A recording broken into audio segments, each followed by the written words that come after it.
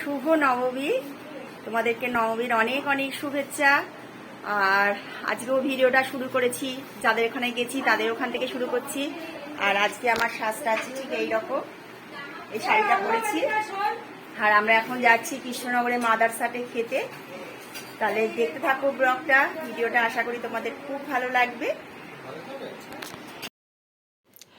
আমরা এখন সবাই মিলে চলে এসেছি মাদারসাটে খাবো বলে। আর এসে তো দেখলাম যে কি বড় বিপদ। তোমাদের দাদা তো অনেক আগেই চলে এসেছিলো, এসে টেবিল বুক করেছিল। আমরা তো অনেকজন ছিলাম, কিন্তু টেবিল বুক করলে কি হবে, আমাদের বললো 2 ঘন্টা 2.5 ঘন্টা বসে থাকতে হবে। আর এই 2 ঘন্টা 2.5 ঘন্টা বসে থাকা মানে কি অসুবিধা ভাবো, একটা চেয়ার নেই, কিছু নেই, এত মানুষজন। যাই হোক, তারপর তো অনেক রিকোয়েস্ট করে অনেকক্ষণ ঘোরাফেরা করার পর আমরা টেবিল পেলাম, গিয়ে বসেছিলাম। অনেক কিছু অর্ডার করা হয়েছিল, কুলচা, মটন কষা, পোলাও, ফ্রাইড রাইস, সবাই মিলেমিশে একসাথে খেয়েছি।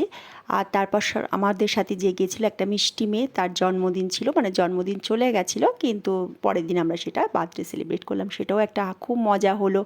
সবাই মিলে ওই মাদারসাটেই একটা আমরা রেড ভেলভেট কেক অর্ডার দিয়েছিলাম, ও কাটলো, খুব ভালো লাগলো, ওরও ভীষণ আনন্দ লেগেছে যে সবাই একসাথে ছিলাম, কেকটা কাটা হলো, আনন্দ করলাম। আর না, শরীরটা চলছিল না। তারপর আবার ওরা একটু ছবি টবিও তুলে নিল ওর মধ্যে। আর নবমী দিন তো আমরা ওখানেই ছিলাম, তখনও আসিনি। আর এখান থেকে আমরা প্রোগ্রাম করলাম যে আমার বাড়ি হালালপুর যেখানে, সেখানে আমরা যাব। এখন আবার ঘুরে আবার আমার বাড়িতে এসেছি। এবার যাব আমার নবজীবন ক্লাব যেখানে আমরা থাকতাম, সেখানে একটু ঠাকুর দেখবো, তারপর যাব হালিশহর। কৃষ্ণনগর থেকে ঘুরে ঘুরে এখানে চলে এসেছি। আর মেয়েরাও রেডি হয়ে গেছে সব, এখন বেরোবো।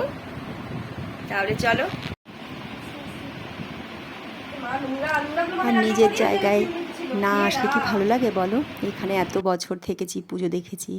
আর মোনা একটু মামনের চুলটা একটু রেডি করে দিচ্ছিল। আর এই দেখো আমাদের মণ্ডপ, আমি এখানে থাকতে এই মণ্ডপে এসেই বসে থাকতাম, খুব ভালো লাগছিল। এখানে এত মানুষজন একসাথে, এতদিন পর দেখা, গল্প কথা বলা, ভীষণ ভালো লাগছিল।